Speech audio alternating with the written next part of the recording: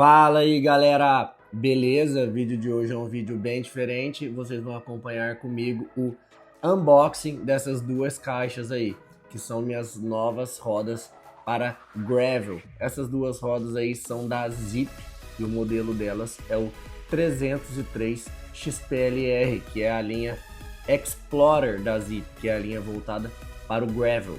Eu não tive tempo de pesar elas ainda, mas segundo o fabricante, o peso delas é de 1,6 kg e pouco. Sei que não são as rodas mais leves, porém a altura do perfil do aro dela é de 54 mm e a largura interna é de 32 mm. Então aí é uma roda bem atual, bem reforçada, e ela já é uma roda que virou a queridinha aí no mundo do gravel. Logo vou testar, dou um feedback para vocês, então acompanha aí o finalzinho do unboxing. Valeu!